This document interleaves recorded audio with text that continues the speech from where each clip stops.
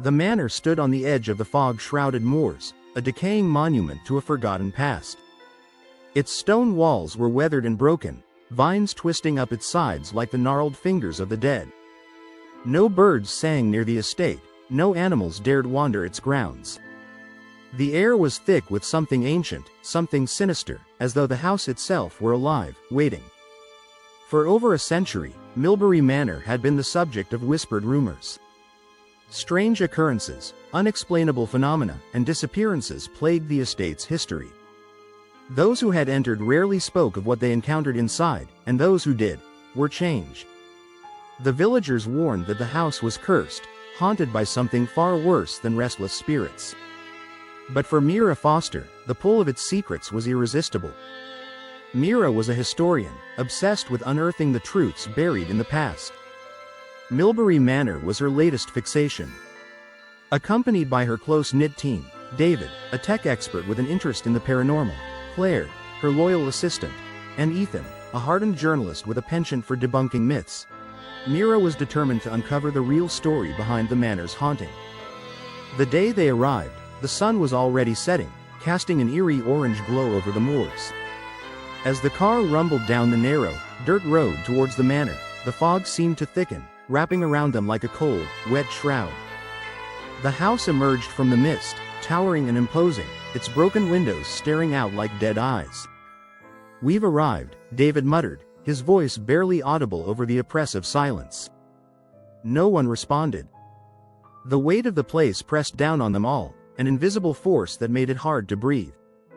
The front door creaked as they pushed it open, revealing the grand hall beyond. Dust filled the air, catching the fading light, and a faint smell of decay lingered. The silence was suffocating, broken only by the creaks and groans of the old house settling. But beneath that, if one listened closely, there were whispers. Faint, barely perceptible, like the house itself was trying to speak. Ethan was the first to break the uneasy silence. Creepy, but hardly terrifying, he scoffed, pulling out his camera to begin documenting the experience. But the others weren't as dismissive. Mira felt it immediately, the sense of being watched, of something lurking just out of sight. Claire shivered and hugged herself, her eyes darting to the darkened corners of the room. They set up their base in what had once been the manor's drawing room. It was a grand space, filled with rotting furniture and the remnants of a life long gone. Faded portraits lined the walls, their eyes seeming to follow the team's every move. David busied himself with setting up cameras and motion detectors, his movements quick and precise, but there was a nervous energy about him. Even he, the self-proclaimed skeptic, couldn't shake the feeling that something was wrong. As the night wore on, the temperature in the manor dropped significantly. The fire they had lit in the hearth did little to chase away the chill that seemed to seep up from the very floor. Mira sat by the window, staring out into the thick fog that blanketed the grounds. That's when she saw it, a shadow, barely discernible, moving through the mist. She blinked, and it was gone. "Mira?" Claire's voice startled her. "What is it?" "There was someone out there. I think," Mira whispered, her breath fogging the cold glass. Claire peered out the window but saw nothing. "It's probably just your imagination. This place is messing with our heads already," but Mira wasn't so sure. Something had been out there. Something watching. As the clock struck midnight, the manor came alive. It started subtly, a creaking floorboard, a distant knock. But soon, the sounds intensified. Footsteps echoed through the empty hallways, doors creaked open and slammed shut with violent force, and the whispers, they grew louder. It was as if the house was trying to communicate, but the language was one of malice and despair. David, who had been monitoring the equipment, froze. "Guys, you need to see this," he muttered, his voice trembling. He replayed the footage from one of the hallway cameras. At first, it showed nothing but the stillness of the empty corridor. But then, a shadow moved across the frame. Not a person, something darker, more twisted. And then, the whispers, clear as day, "Leave. Before it's too late." Ethan laughed nervously. "It's probably just an echo of our own movements, or a trick of the light," but David wasn't convinced. Neither was Mira. The second night was worse. The air in the manor had grown colder, denser, as though the very atmosphere was closing in around them.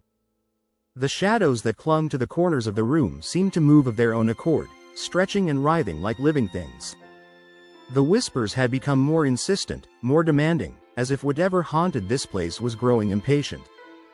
Mira woke in the dead of night to the sound of soft crying, like a child, lost and scared. She followed the sound through the darkened hallways, the cold biting at her skin.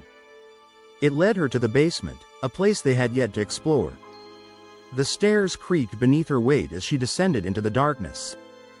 The smell of rot and dampness filled her nostrils, and the further she went, the louder the crying became. It wasn't just a child, it was children, dozens of them, their voices rising and falling in a chorus of despair. At the bottom of the stairs, she found a door. Old and rotting, it hung slightly ajar. Behind it, the cries stopped abruptly, replaced by an oppressive silence. Mira pushed the door open, her heart pounding in her chest. The room beyond was small, filled with broken furniture and discarded toys. In the far corner, she saw it, a crib, old and covered in dust. And beside it, a figure stood, its back to her, hunched and trembling. The figure turned slowly, revealing a face contorted in agony, its hollow eyes staring straight through her. Mira screamed and ran, her footsteps echoing in the empty halls as she fled back to the drawing room. But even as she slammed the door behind her, she knew it was too late. Something had been awakened, and it wasn't going to let them leave. By the third day, the team was unraveling. David had become distant, his eyes hollow, as though something had drained the life from him. Claire was on edge, jumping at every noise, every flicker of movement. Even Ethan, who had been so quick to dismiss the hauntings, was no longer laughing. The house had them now. As night fell once more, the manor's true horror was unleashed. The walls seemed to pulse with a malevolent energy, the air vibrating with whispers and screams. Shadows twisted and danced along the walls, growing larger and darker, until they no longer seemed like shadows at all, but something alive, something hungry. David was the first to go. They found him in the hallway, his body contorted, his eyes wide open in terror. His skin was pale, cold to the touch, and his mouth was twisted into a grotesque smile. But it was his eyes that haunted them the most, empty, lifeless, as though his soul had been ripped from his body. After that, the manor descended into chaos. Ethan disappeared, his final screams echoing through the halls before being swallowed by the darkness. Claire and Mira were the only ones left, barricaded in the library, desperate for a way out. But the house wasn't going to let them go. Not now. The final night was a blur of terror. The walls seemed to close in on them, the air thick with the smell of death. The whispers had become screams, the shadows now fully formed figures that moved with purpose, closing in on them. And then, silence. A silence so complete, it pressed against their ears, suffocating them.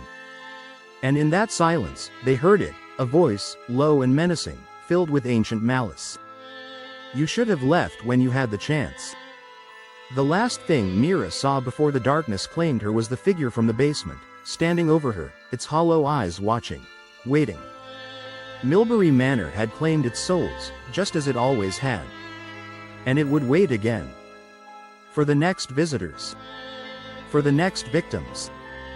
For the house was alive, and it was always hungry.